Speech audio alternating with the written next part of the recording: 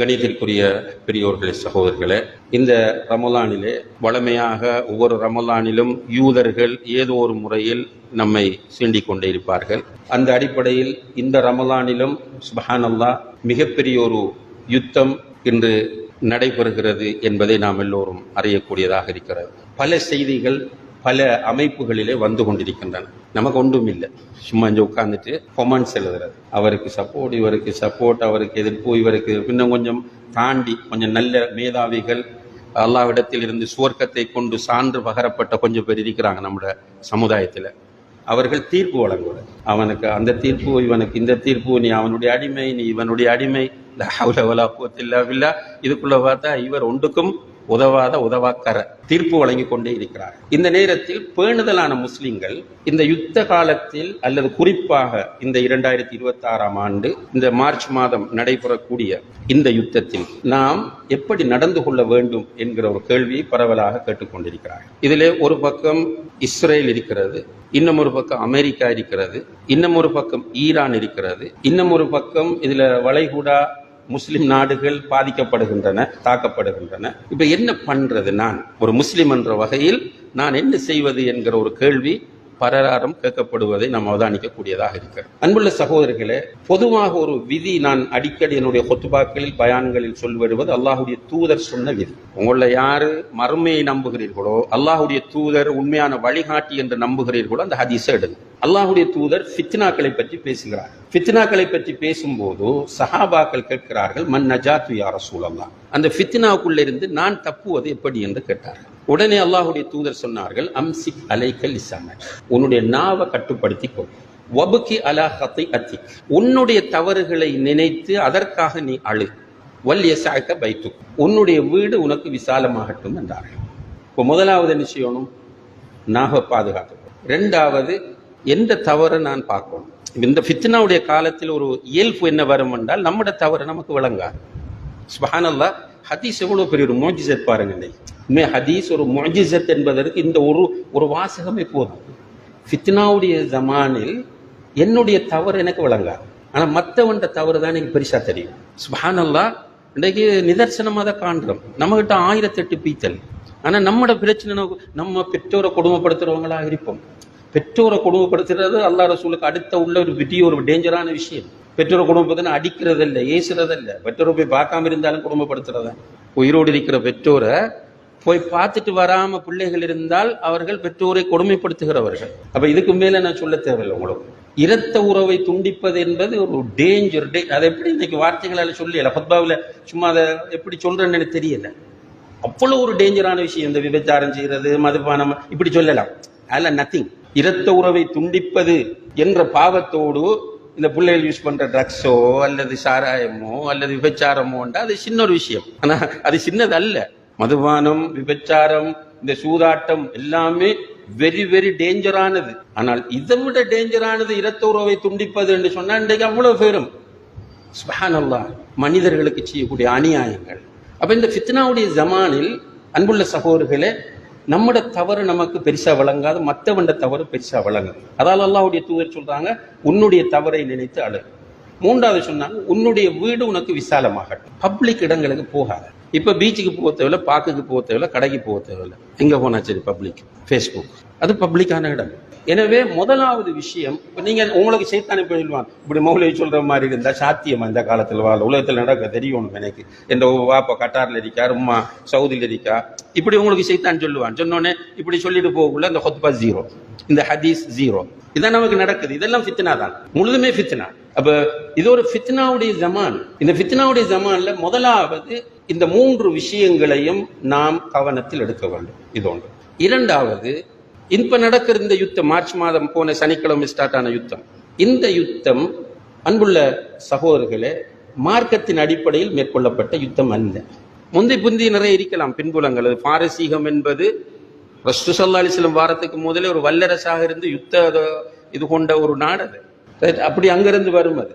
ஆனால் இப்போது இந்த போன 28 இருந்து நடைபெறக்கூடிய இந்த யுத்தம் என்பது மார்க்கத்தை அடிப்படையாக வைத்து நடைபெறுகிற யுத்தம் அல்ல. இதை நிதானமாக எல்லோரும் நெட்டிஸ்களும் தான் மற்றவர்களும் புரிந்து கொள்ள வேண்டும். இது இஸ்ரேலும் அமெரிக்காவும் சேர்ந்து ஈரானோடு அணு ஆயுதம் சம்பந்தமாக மேற்கொண்ட ஒரு யுத்தமாகும். இது இரண்டாவது விஷயம். மூன்றாவது ஒரு விஷயம் இருக்கிறது என்னென்றால், இஸ்ரேல் என்கிற இந்த நாடு அழிக்கப்பட வேண்டும். அதுல மாற்று கருத்து யாருக்கும் கிடையாது. ஏனென்றால் பலாத்காரமாக வந்து குடியேறி விட்டு நம்முடைய முஸ்லிம்களை கொலை செய்கிறார்கள், சுதேசிகளை சொந்த ஊராக்களை கொலை செய்கிறாங்க. அதுவும் முஸ்லிம்களுடைய முதல் கிபிலாவாக இருக்கக்கூடிய மஸ்ஜிதுல் அக்ஸா பைத்துல் முகத்தஸிலே தொழுவதற்கு தடை விதிக்கிறார்கள். அப்ப இந்த இஸ்ரேலியர்கள் கண்டிப்பாக அழிக்கப்பட வேண்டும், குறைந்தபட்சம் அவர்கள் அடங்க வேண்டும். இது தேவையான ஒரு விஷயம். அடுத்த ஃபேக்ட் என்னன்னு கேட்டால், அமெரிக்கா மொனிட்டராக இருப்பதற்கு, சட்டம் பிள்ளையாக இருப்பதற்கு அவருக்கு எந்த உரிமையும் கிடையாது. அதுவும் ஒரு ஆணவம், கர்வம், அது அடங்க வேண்டும். இந்த உண்மைகள் எல்லாம் உண்மைகள். அதே நேரத்தில் அன்புள்ள சகோதரர்களே, ஈரானை பொறுத்தவரையில் ஈரானிலே 1979 ஆண்டு நினைக்கிறேன் ஏற்பட்ட ஒரு புரட்சி. அதுக்கு பிறகு ஆயத்துல்லா என்று ஒரு பதவி அங்க வருது. முதல்ல ரூஹுல்லா அல் ஹுமைனி என்பவர் இருந்தார், ரூஹுல்லா ஹுமைனி. அவருக்கு பிறகு வந்திருக்கிறவர் அலி அல் ஹாமினி. அலி இப்ப கொல்லப்பட்டவர் வந்து அலி அல் ஹாமினி, ஹுமைனி அல்ல. எல்லாரும் ஹுமைனி ஹுமைனின்னு பொதுவா புரிஞ்சுட்டு போறது இல்ல. முதல்ல இருந்தவர் தான் ரூஹுல்லா அல் ஹுமைனி. இப்ப கொல்லப்பட்டவர் வந்து அலி அல் ஹாமினி. இந்த ஹுமைனி என்பது ஒரு குடும்பம், ஹாமினின்றது வேற குடும்பம். இப்ப திரும்ப ஆட்சிக்கு வந்திருக்கிற இந்த ஹாமினிட மகன். எனவே அவரே ஹாமினி என்று தான் சொல்லுவாங்க. ஈரான் முழுமையாக ஷியாக்களை கொண்ட ஒரு நாடு. அதுல சுன்னிகள், அஹ்லு சுன்னா வல் ஜமாத்தை சேர்ந்தவர்கள் வாழுகிறார்கள். ஷியாக்களுடைய வரலாறு அலி ரலியல்லாஹு அன்ஹுடைய காலத்திலிருந்து ஆரம்பிக்கிறது.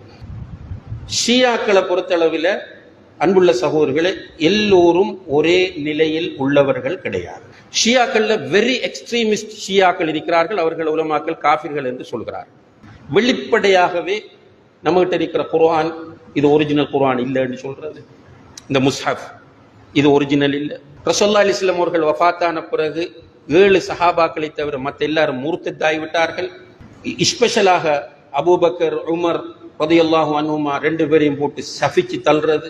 சும்மா சிம்பிளா சொல்லுவாங்க, அபூபக்கர் லஅனத்துல்லாஹி அலைஹி இன்னா லில்லாஹி வ இன்னா இலைஹி ராஜிஊன். இந்த உம்மத்தில நபி ஸல்லல்லாஹு அலைஹி வஸல்லம் அவர்களுக்கு அடுத்தபடியாக சிறந்தவர் யாரு? அபூபக்கர் சித்திக் ரலியல்லாஹு அன்ஹு. அவர பேரை கேட்ட உடனே அவனுக்கு லஅனத்துல்லாஹி அலைஹி என்று சொல்லுவாங்க. இந்த ஷியாக்கள் ஒரு கூட்டம், எல்லாரும் அல்ல, ஷியாக்கள்ல ஒரு கூட்டம் இந்த அளவுக்கு எக்ஸ்ட்ரீமாக போறவர். நம்ம யூஸ் பண்ற இந்த புகாரி, முஸ்லீம் எல்லாம் அவங்க எடுக்கிறதே இல்லை. அவங்கள்ட்ட இருக்கிற பெரிய இமாம் புகாரியை போல குலைனி என்று ஒருவர் வச்சிருக்கிறாங்க. அவர் தான் அவங்களுக்கு புகாரி, முஸ்லீம், அபூதாவுத் இதெல்லாம் எடுக்க மாட்டாங்க. நம்மளை சொல்ற நாயை விட நஜீஸானவர்கள் அவங்களோட பார்வை. அஹ்லு சுன்னாவை சேர்ந்த முஸ்லீம்கள் அவங்களுக்கு சப்போர்ட் எழுதினாலும் சப்போர்ட் எழுதாட்டியும் இவர் அஹ்லு சுன்னாவை சேர்ந்திருந்தால் அவர் நாயை விட நஜீஸானவர், அவர் கொல்லப்பட வேண்டியவர் என்கிற போக்குள்ள ஒரு பெரிய எக்ஸ்ட்ரீமான ஒரு டீம் ஷியாக்களில் இருக்கிறார்கள். இன்னும் ஒரு டீம் இருக்கிறார்கள், அந்த அளவுக்கு எக்ஸ்ட்ரீம் இல்லை. ஆனால் அவர்களுடைய கொள்கை முழுக்க முழுக்க அஹ்லு சுன்னா வல் ஜமாத்துடைய கொள்கைக்கு மாற்றமானது. இவர்களை உலமாக்கள் காஃபிராக்குவதில்லை. அப்படியானவர்களை அவர்கள் காஃபிர்கள், இஸ்லாத்தை விட்டு வெளியே போனவர்கள் என்று சொல்ல மாட்டார்கள். மூன்றாவது ஒரு டீம் இருக்கிறார்கள் ஷியாக்களில், நீங்க தெளிவா புரிஞ்சு கொள்ளணும்ன்றதுக்காக சொல்றேன்.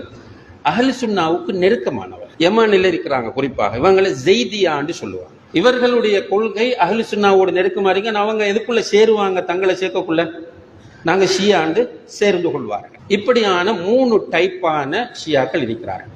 இதற்குள்ளும் ஷியாக்களில் கடும் மத வெறி பிடித்த போக்குள்ளவர்களும் இருக்கிறார்கள். என்ன நடக்குது என்று தெரியாத அப்பாவிகளும் இருக்கிறார்கள். இப்ப நம்ம ஒரு ஹுக்கும் கொடுக்கும்போது, ஒரு தீர்ப்பு கொடுக்கும்போது எல்லாம் புரிஞ்சு கொண்டுதான் தீர்ப்பு கொடுக்கும். சும்மா ஒட்டு மொத்தமா ஷியாக்கள் காஃபிர்கள் அப்படி உலமாக்கள் யாரும் சொல்லல. ஷியாக்களை முழுமையாக லஅனத்துல்லாஹி அலைஹி என்று சொல்றதுக்கு நமக்கு ரைட் இல்லை. ஆனால் ஷியாக்கள் குறிப்பாக ரூஹுல்லா ஹுமைனி அவருடைய காலத்தில் லட்சக்கணக்காக அஹ்லு சுன்னாவை சேர்ந்த முஸ்லிம்கள் கொலை செய்யப்பட்டிருக்கிறார்கள். ஈரான்லேயும் தான், ஈரானை சுற்றி இருக்கக்கூடிய நாடுகளிலும் தான். நிறைய சதித்திட்டங்களும் நிறைய பிரச்சனைகளும் அவர்களுக்கு பின்னால் இருக்கிறது. ஷியாவுக்கும் சுன்னாவுக்கும் இடையில் ஒரு மோதல், அத பழைய காலத்தில் அமெரிக்காவுக்கும் ரஷ்யாவுக்கும் இருந்த கோல்ட் வார் என்று சொல்றது போல ஒரு பனிப்போர் இருக்கத்தான் செய்கிறது. ஷியாவுக்கும் சுன்னாவுக்கும் இடையில் ஒரு பனிப்போர் இருக்கத்தான் செய்கிறது. ஆனால் இந்த நேரத்தில் ஒரு குரூப் ஈரானை கடுமையாக சாடுவதும், இன்னும் ஒரு குரூப் ஈரானை கடுமையாக தூக்கி பிடிப்பதும் ஆரோக்கியமானது அல்ல. என்றால் யுத்தம் ஆரம்பிக்கப்பட்டது ஒரு ஜியோ பொலிட்டிக்ஸ் என்று சொல்லுவார்கள். இது ஒரு அணு ஆயுதம். அணு ஆயுதம் மட்டுமல்ல, இது வேற வேற பிரச்சனைகள் அவங்களுக்குள்ள இருக்கு. ஆனால் அதுக்குள்ள இஸ்ரேல் அந்த சந்தர்ப்பத்தை பயன்படுத்த பார்க்குது. இந்த நேரத்தில் நாம் முடிவெடுப்பது ஒரு சிரமமான சூழ்நிலை. சவுதி அரேபியாவுக்கு ஈரான் 2 அல்லது 3 தடவைகள் தாக்குதல் நடத்தியிருக்கின்றது. இதுக்குள்ள ஒன்று அமெரிக்க எம்பசிக்கு அடிச்சிருக்கு, அரம்கோவுக்கு அடிச்சிருக்கு. அது மாதிரி 1-2 தாக்குதல். அரம்கோவுக்கு அடித்ததை ஈரான் சொல்லுகிறது நாங்கள் அடிக்கவில்லை, அது இஸ்ரேல் அல்லது மொசாட் அடித்தது என்று அவர்கள் சொல்கிறார்கள். அதே நேரத்தில் ஈரான் நேற்று செய்தி வெளியிட்டிருக்கிறது, சவுதி அரேபியா தன்னுடைய வான்பரப்பை ஈரானுக்கு எதிராக பயன்படுத்த கொடுக்கவில்லை, அதற்காக சவுதி அரேபியாவுக்கு நாங்கள் நன்றி தெரிவிக்கிறோம் என்று ஈரான் செய்தி வெளியிட்டிருக்கிறது.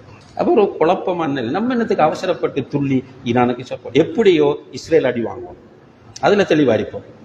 இந்த சட்டாம்பிள்ளையுடைய மூக்கு உடைக்கும், அதிலே நம்ம தெளிவாரிக்கணும். சும்மா நம்ம சண்டை, அஹ்லு சுன்னாவை சேர்ந்தவர்கள் இதுக்குள்ள தேவையில்லாமல் நுழைந்து கொண்டு ஆளுக்கால் சண்டை பிடித்து ஒரு தேவையில்லாத குழப்பத்திற்குள் தங்களை ஆழ்த்தி கொள்ள வேண்டிய தேவையில்லை என்றால் இது ஒரு ஃபித்னாவுடைய நிலை.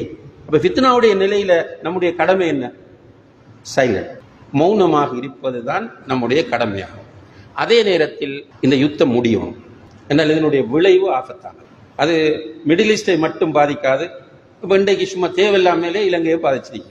மற்ற நாடுகளில் பிரச்சனைகள் உருவாகி இருக்கு. இப்போ இலங்கையில் என்ன பாதிப்பு? வந்த ஒரு கப்பலை அதில் உள்ளவர்களை காப்பாற்றுறது அது ஒரு அரசியல் சர்ச்சையாக மாறிது. சும்மா பொதுமக்கள், விவரமில்லாத பொதுமக்கள் பெட்ரோல் செட்டுகளில் கியூவில் நின்று தேவையில்லாமல் சண்டை பிடிச்சி பதுக்கி அரெஸ்ட் பண்ணப்பட்டு அது ஒரு பிரச்சனை ஆகிட்டு போயிட்டு. இப்போ திடீர்னு என்ன செய்வாங்க, இன்னும் 2 நாளைக்கு நீடிச்சா டக்குனு சாமானுக்கெல்லாம் விலையை கூட்டுவாங்க. இதெல்லாம் ஒரு காத்து கொண்டிருக்கக்கூடியவர்களுக்கு கிடைக்கிற சந்தர்ப்பம். அதே நேரத்தில் சவுதி, குவைத், துபாய், கத்தார், இதனாலும் பெரிய நாடுகள், ஒரு பக்கம் பஹ்ரைன் இருக்கிறது, இன்னொரு பக்கம் ஓமான் இருக்கிறது. அந்த 4 நாடுகளிலும் மட்டும் இலங்கையைச் சேர்ந்த சுமார் 10 லட்சத்துக்கு மேற்பட்டவர்கள் வேலை செய்கிறார்கள். அப்ப இந்த யுத்தம் உடனடியாக நிறுத்தப்படும். உம்ராவுக்கு போகக்கூடிய மக்கள் சங்கடப்படுறாங்க, திரும்ப வர இல்லாது. அவர்கள் கொண்டு போன பணம் ஒரு லிமிட்டோட இருக்கும். அவர்கள் திரும்பி செய்ய வேண்டிய சில வேலைகள் அங்க நிறைய பேர் மாட்டிட்டு இருக்கிறாங்க. இலங்கையாக்கள் மட்டும் இல்லை, உலகத்திலிருந்து போன பல நாடுகளைச் சேர்ந்தவர்கள் விமான சேவை இல்லாதால மாட்டிக்கு. இப்படி பல இடங்கள்லையும் பல பிரச்சனை இருக்கு. அப்ப யுத்தம் முடிவுக்கு கொண்டு வரப்பட வேண்டும். ஒரு பக்கம் இஸ்ரேல் அழிய வேண்டும், அதுக்கு நம்ம டெய்லி துவா செய்யறோம். அல்லாஹ் அதுக்குரிய வழிகளை ஏற்படுத்துவான் இன்ஷா அல்லாஹ். அதே போல இந்த சட்டாம்பிள்ளையுடைய மூக்கு உடைபட வேண்டும், அதுக்கும் துவா செய்யும். ஈரானுக்கு அல்லாஹ் ஹிதாயத்தை கொடுக்க வேண்டும். ஈரானுக்கு அவர்கள் இஸ்ரேலுக்கு அடிக்கிறார்கள், அவர்கள் அமெரிக்காவுக்கு அடிக்கிறார்கள் என்பதற்காக நம்முடைய உள்ளத்தில் நல்ல இடத்தை அவர்கள் பிடித்துவிடக் கூடாது. ஏனென்றால் கொள்கை அளவில் அவர்கள் நம்மை ஏற்றுக்கொள்ளவில்லை, நம்மளும் அவங்களை ஏற்றுக்கொள்ள இயலாது. நமக்கு அழகான குர்ஆன் இருக்கிறது, நபிகள் நாயகம் ஸல்லல்லாஹு அலைஹி வஸல்லம் அவருடைய சுன்னா இருக்கிறது. இதை திரும்ப ஒரு காழ்ப்புணர்வில் மிஸ்இன்டர்பிரேட் பண்ண விரும்புகிறார்கள், அதை வாங்க பார்த்து கொள்ளட்டும்.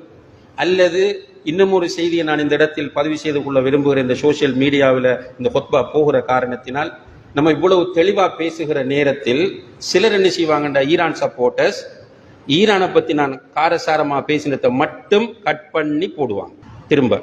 இன்னும் சிலர் ஈரானுக்கு எதிரானவர்கள் அவங்க என்ன செய்வாங்கன்னு சொன்னா வேறொரு துண்டை வெட்டி தனியை போடுவாங்க. போட்டு இன்னும் கொஞ்சம் பேர் காத்துக்கிருப்பாங்க கொமெண்ட்ஸ் அடிக்கிறதுக்கு.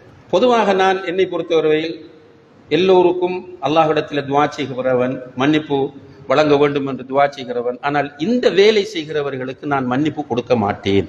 நம்ம இது ஒரு தாவாவில் ஈடுபடக்கூடிய ஒருவர் என்கிற வகையில் இப்படி செய்வது என்பது நம்முடைய தாவாவின் மற்ற பகுதிகளை பாதிக்கும். இதை தெளிவுபடுத்த வேண்டிய பொறுப்பு எனக்கு இருக்கு.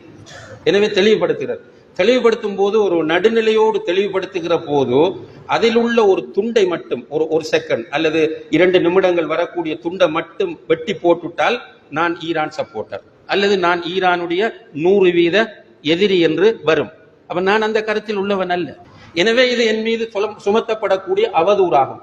இவ்வாறு என்னுடைய எந்த உரையாக இருந்தாலும் சரி, அது நான் கூட்டு துவாவை பற்றி ஓதிய ஒரு ஹுத்பாவாக இருக்கலாம், ஒரு பயானாக இருக்கலாம், அல்லது பித்அத்தை பற்றி ஓதிய ஒரு ஹுத்பாவாக ஒரு பயானாக இருக்கலாம், இவ்வாறு செய்கிறவர்களை நான் மறுமையிலும் மன்னிக்க மாட்டேன் என்பதை இந்த சந்தர்ப்பத்தில் ஆணித்தரமாக சொல்லிக் கொள்ள விரும்புகிறேன்.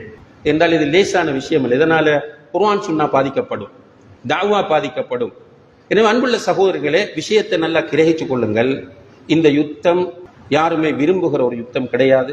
இந்த யுத்தத்துக்குள்ள இஸ்ரேலுக்கு ஒவ்வொரு அடி விழும்போதும் நம்ம எல்லாருக்கும் மகிழ்ச்சியா இருக்கிறது. அல்ஹம்துலில்லாஹ். நம்ம என்ன ஆசைப்படுறோம் என்றால், இந்த ஈரான், இந்த சவுதியையும், துபாயையும், கட்டாரையும், பஹ்ரைனையும் தாக்குறத நிப்பாட்டி போட்டு அவ்வளவு குண்டையும் கொண்டு இஸ்ரேல போட்டா அல்ஹம்துலில்லாஹ் இருக்குமே என்று தான் ஆசைப்படுறோம். எனவே இஸ்ரேலுக்கு நம்ம எதிர்ப்பு, இஸ்ரேல் அழிய வேண்டும். அதை ஈரான் செஞ்சால் நமக்கு சந்தோஷம், அல்ஹம்துலில்லாஹ். ஆனால் ஈரானை பொறுத்தவரையில் ஈரான் அஹ்லு சுன்னாவை முழுமையாக நிராகரிக்கிற, அஹ்லு சுன்னாவை முழுமையாக ஏற்றுக்கொள்ளாத ஒரு நாடு. அதனுடைய ஆயத்துல்லாக்கள், அந்த ஆன்மீக தலைவர்கள், அதற்கு எதிரானவர்கள், ஹொமைனியை பொறுத்தவரையில் ரூஹுல்லா அல் ஹொமைனியை பொறுத்தவரையில் தெளிவாகவே அவர் இந்த விஷயங்களை எழுதியிருக்கிறார். பேசினா கூட இப்ப என்னன்னு சொல்லலாம், ஏஐ வச்சு இப்படி மாத்தினு சொல்லலாம். அவருடைய புத்தகங்கள் இருக்கின்றன. அந்த புத்தகங்களிலே அவர் அஹ்லு சுன்னாவை பற்றியும் சஹாபாக்களை பற்றியும் மிக கேவலமாக பேசிய செய்திகள் பதிவாகி இருக்கின்றன. எனவே அவங்க அமெரிக்காவுக்கு இஸ்ரேலுக்கு அடிக்கும்போது சந்தோஷப்படுவோம். அந்த சந்தோஷம் அவர்களை நம்முடைய ஹீரோக்களாக, நம்முடைய உள்ளத்தில் நாம் தூக்கி தாங்குகிற தலைவர்களாக ஆக்கிவிட வேண்டாம். இது அல்லாஹ்வை சாட்சியாக வைத்து அல்லாஹுக்காக நான் உங்களிடம் பதிவு செய்கிற ஒரு அமானிதமான செய்தியாகும். ஏனென்றால் வாலிபர்கள் எல்லோரும் ஒரு ஸ்ட்ரெஸ்ல இருக்கிறோம். என்ன அமெரிக்கா காட்டுற கூத்து, இஸ்ரேல் காட்டுற கூத்து என்று இருக்கிறோம். இதுல மத்திய கிழக்கு நாடுகள் சில பிழை விடுது. அந்த பிழையில கொண்டுதான் அவர்கள் ஒன்று சேர்ந்து முடிவுகளுக்கு வராமல் இருப்பது. அது அஹ்லு சுன்னாவுக்கு ஒரு பின்னடைவையும், அஹ்லு சுன்னாவை பற்றி ஒரு பிழையான புரிதலையும் வாலிபர்களுடைய உள்ளங்களில் ஏற்படுத்துகிறது. ஆனால் அதற்காக வேண்டி கொள்கையிலே வழிகட்டு போன அபூபக்கர் ரலியல்லாஹு அவர்கள் மீது லானத் உண்டாகட்டும் என்று சாபமிட்ட, உமர் இப்னுல் கத்தாப் மீது சாபம் உண்டாகட்டும் என்று சாபமிட்ட, ஆயிஷா நாயகி விபச்சாரி என்று சொன்ன, குர்ஆனில் குறை இருக்கிறது, பிழை இருக்கிறது என்று சொன்ன, புகாரியை, முஸ்லிமை ஏற்றுக்கொள்ளாத இவர்களை தூக்கி நம்முடைய உள்ளத்தில் வைத்து இவர்கள் நமக்கு ஆன்மீக தலைவர் என்று ஒருவர் முடிவெடுப்பாராக இருந்தால் நிச்சயமாக அவருடைய நிலை ஆபத்தானது என்பதை ஒரு பொறுப்புணர்வோடும் அமானிதத்தோடும் அல்லாஹ்வை சாட்சியாக வைத்து இந்த சந்தர்ப்பத்திலே பதிவு செய்து கொள்ள விரும்புகிறேன். எல்லோரும் நிறைய துஆ செய்வோம். இந்த யுத்தம் முடிவுக்கு வர வேண்டும், அநியாயக்காரர்கள் அழிக்கப்பட வேண்டும்.